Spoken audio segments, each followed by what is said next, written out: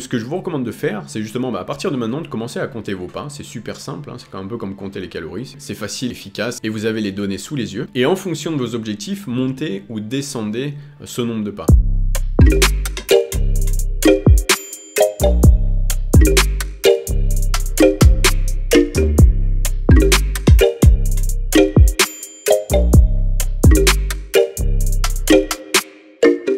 Bonjour à tous et bienvenue dans cette nouvelle vidéo. Je suis très content de vous retrouver aujourd'hui sur la chaîne NutriMuscle pour vous parler de la reprise de la musculation avec les salles de sport qui vont ouvrir dans quelques semaines. Pour ma part, j'ai la chance d'habiter en Angleterre et d'avoir accès aux salles depuis maintenant presque 6 semaines. Donc on va utiliser mon expérience pour que vous puissiez avoir la reprise la plus fluide et agréable possible. Ce que je vais vous apporter dans cette vidéo, ça va être surtout le cas pratique. Parce que la théorie, je pense que vous la connaissez. La théorie, elle n'est pas très séduisante concernant la reprise du sport, faire les choses progressivement, etc. Je vous en parlais, ne vous inquiétez pas. Mais je vais vous donner beaucoup d'outils, outils que j'utilise dans mes coachings notamment, pour que vous puissiez adapter ces informations qui paraissent par moments un peu trop strictes, qui ne conviennent peut-être pas vraiment avec votre style de vie, à votre profil. C'est ça qu'on va voir dans cette vidéo.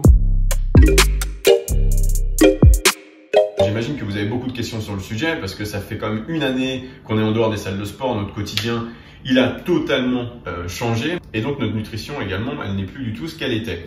Peut-être que vos bons réflexes alimentaires, de manger suffisamment protéiné, de regarder ce que vous mangez, de calculer ce que vous mangez, tout ça a totalement disparu. Et comme l'entraînement, il va falloir faire les choses progressivement. Parce que ce qui m'intéresse le plus, c'est que vous puissiez adhérer vraiment à votre nutrition et que ce ne soit pas que pour le mois de juin que tout se passe bien. Parce que faire quelque chose de trop strict, enfin c'est vous qui allez décider, mais faire quelque chose de trop strict, de trop dur après ce break, pendant cette période où je pense où le plaisir est extrêmement important, c'est vraiment pas la bonne solution pour le moyen et le long terme. Moyen et long terme qui va vous apporter vos résultats en musculation. Ce que je vais vous offrir dans cette vidéo, en fait, c'est un outil de sérieux. Un outil qui a été partagé sur Internet par la même personne qui vous a partagé il y a quelques années les pyramides de sérieux, les pyramides de priorité en musculation et en nutrition. C'est un outil utilisé par les coachs qui repose sur 3 paliers de sérieux à vrai dire. Le 3e palier, c'est le premier que je vais vous présenter, mais je ne vous le recommande pas. Ne le faites pas tout simplement. Je vous donne juste la donnée pour que vous en ayez conscience et qu'éventuellement un jour, si vous partez en vacances et vous n'avez pas du tout envie de vous prendre la tête, au moins il y a un petit peu d'ordre dans votre nutrition. Ce palier, il consiste à compter que ses calories. C'est-à-dire que vous ne vous intéressez pas à la répartition des macronutriments et tout le reste, seules les calories vous intéressent. Bien sûr, sur la balance, ça va fonctionner, vous allez prendre du poids, mais on sait très bien que d'un point de vue récupération, d'un point de vue construction musculaire, c'est vraiment pas un système qui est fait pour les gens qui font de la musculation, qui s'intéressent à leur physique et à leur progression physique. Le 2e palier, par contre, il est beaucoup plus intéressant. Et je pense même qu'il va être, suite à cette vidéo, le principal palier utilisé. Ce palier consiste à se focaliser sur ce total calorique, toujours, hein, parce que le total calorique reste roi, mais également à votre apport en protéines. Actuellement, la recommandation en protéines, elle est de 1,6 jusqu'à 2 grammes par kilo de poids de corps, donc c'est super simple à mettre en place. Le premier palier, c'est le palier le plus sérieux, c'est celui que je vous recommande, mais qui est peut-être un peu trop strict pour cette reprise. Je sais pas, ça va dépendre de vous, vous choisissez, je vous offre ce choix aujourd'hui. Ça va être le palier où vous calculez absolument tout. Vous calculez le total calorique toujours, ça c'est non négociable de toute façon au quotidien, mais également la répartition des macronutriments dans ce total calorique.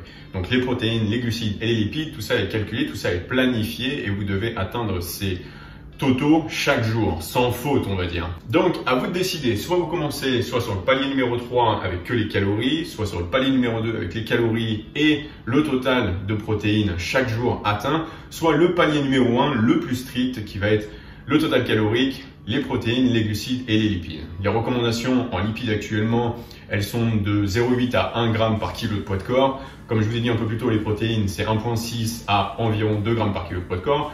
Et le reste en glucides. Je vous donne pas de total, enfin de grammage en fait, en glucides parce que ça va varier bien sûr en fonction de votre total calorique. En parlant des calories, bien sûr, vous allez devoir faire les choses progressivement ici. Parce que je vous parlais de total calorique, mais votre total calorique du jour 1, donc du 9 juin, je crois que ça rouvre, il va pas être le même, enfin normalement, que celui du 30 juin. C'est-à-dire que vous allez reprendre l'entraînement, on y viendra juste après, avec un volume qui sera de toute façon beaucoup plus bas que celui que vous allez faire dans un mois. En partant du principe que vous avez toujours accès aux salles de sport dans un mois à la fin du mois de juin. Donc il va falloir bien sûr manger moins, notamment moins glucidique au début du mois, sachant que vous allez faire peut-être un tiers du volume que vous ferez à la fin du mois. Commencez avec un total calorique qui est plutôt à votre maintenance calorique et par la suite l'augmenter progressivement en parallèle de votre augmentation du volume à l'entraînement. Ne vous précipitez pas, utilisez cet outil de sérieux que je vous ai partagé juste avant. Donc on va revenir au show dans mon bureau avec le bon audio et la bonne caméra, ce sera beaucoup plus agréable, mais vous inquiétez pas, je vous ai filmé pas mal de choses ces dernières semaines pour illustrer mes propos.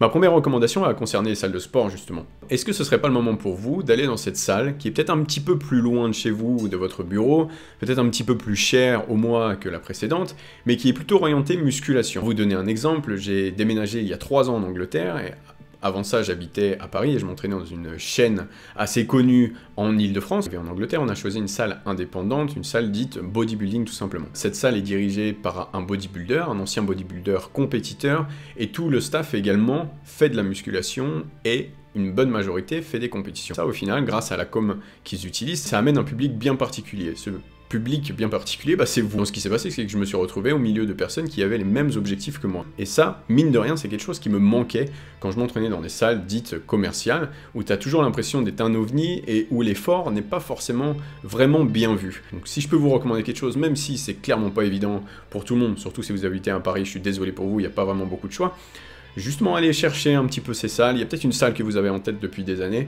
c'est peut-être le bon moment vu qu'on a ce grand reset. En parlant de grand reset, c'est également le moment d'analyser à nouveau son physique, de regarder où étaient nos lacunes en ressortant les photos d'il y a 1 ou 2 ans, avant en tout cas les fermetures des salles de sport, et orienter son futur programme, parce que c'est dans quelques semaines, vers justement 7 ou 16 zones. Ça voudrait peut-être dire rajouter énormément de volume sur les bras ou sur le deltoïde latéral, le deltoïde postérieur, tous ces petits détails qui font qu'on arrive à avoir un physique équilibré et le physique du coup qui nous plaît. Je pense qu'il faut profiter de ce grand reset là pour justement chercher un peu l'optimisation à l'entraînement. Parce que bien que je vous parlais bien sûr de plaisir, je vous disais que cette reprise c'est important de se faire plaisir, je pense pouvoir parler pour tout le monde en disant que ce qui nous fait plaisir, c'est d'être productif, c'est le progrès en fait, c'est voir son physique bouger, faire des bonnes séances, on ressort, on est satisfait de soi-même, il n'y a rien de plus agréable. De temps en temps, c'est marrant d'aller à l'entraînement avec 2-3 potes et faire des concours sur le développé couché, mais de manière générale, le truc le plus satisfaisant, c'est de se sentir avancé. Et pour se sentir avancé, il faut quand même réfléchir un petit peu, planifier, et c'est le moment parfait pour faire ça. Maintenant, concernant l'entraînement, je vais vous partager la méthode que j'ai utilisée pour reprendre. Je ne vous recommande pas forcément de faire exactement la même chose, mais de suivre les grandes lignes. La première partie de ce plan, de cette méthode, qui va durer environ 1 à 2 semaines, elle va être là surtout pour vous réapprendre, à votre corps, à vrai dire, à travailler en amplitude avec résistance. Pour ce faire, vous allez prendre une charge qui est modérée, environ à 50-60% de ce que vous pensiez utiliser à la base, et travailler bien sûr avec l'amplitude de travail que vous désirez. Il est important sur ces 2 premières semaines de ne pas aller trop haut dans l'effort. N'allez pas à l'échec sur ces séries, ce n'est pas le moment. On ne veut pas accumuler beaucoup de fatigue. Vous allez déjà être crevé par le simple fait de reprendre le sport. La deuxième partie du plan, pour moi, à l'arrivée de la 2e semaine, elle a été de chercher à redevenir bon sur une fourchette de répétition qui est assez basse, qui va me permettre du coup de travailler avec beaucoup de charge sur la barre. Le redevenir bon sur cette fourchette est le meilleur moyen d'envoyer à son corps les signaux nécessaires pour que vous puissiez récupérer en fait votre muscle. Je trouve qu'il n'est toujours pas intéressant d'aller à l'échec. Votre objectif actuellement, c'est de redevenir bon sur une fourchette de répétition qui est assez basse, concernant les mouvements polyarticulaires bien sûr, et également de reconstruire votre caisse. La caisse, c'est votre aptitude à encaisser des séances tout simplement. Cette 3e partie du plan, c'est de redevenir expert sur ma fourchette de répétition. Pour devenir expert, il a fallu que je m'autorise au moins une série à l'échec sur mon exercice. Mais il est important de ne pas faire toutes les séries à l'échec. Sinon, vous allez accumuler trop de fatigue. En plus de ça, vous allez commencer à faire ça sur toutes les séances. Et donc, vous allez rapidement régresser en performance. Aujourd'hui, on est à la 5e semaine depuis la reprise. Mon poids du corps a augmenté de 3,5 kg. Mon total calorique a augmenté de 800 à la journée, et ma dépense en dehors de la salle de sport restait la même depuis le premier jour. Ce passage sur la dépense va m'amener à la dernière recommandation que je vais vous donner dans cette vidéo. Elle va concerner du coup la dépense en dehors de la salle. Comme vous le savez je pense, la musculation n'est pas là pour la perte de poids, mais plutôt pour la construction musculaire. C'est donc avec les activités externes à la salle de sport, ou alors le cardio en salle de sport, sur lequel on repose pour accompagner notre objectif de perte de poids, ou de perte de gras, de recomposition corporelle, etc. Ce que je fais pour ma part, et ce que je fais avec mes clients, c'est qu'on se sert beaucoup tout simplement du nombre de pas à la journée comme outil pour nous aider dans la recherche de ces objectifs. Donc ce que je vous recommande de faire, c'est justement à partir de maintenant de commencer à compter vos pas. C'est super simple, hein, c'est un peu comme compter les calories. C'est facile, efficace, et vous avez les données sous les yeux. Et en fonction de vos objectifs, montez ou descendez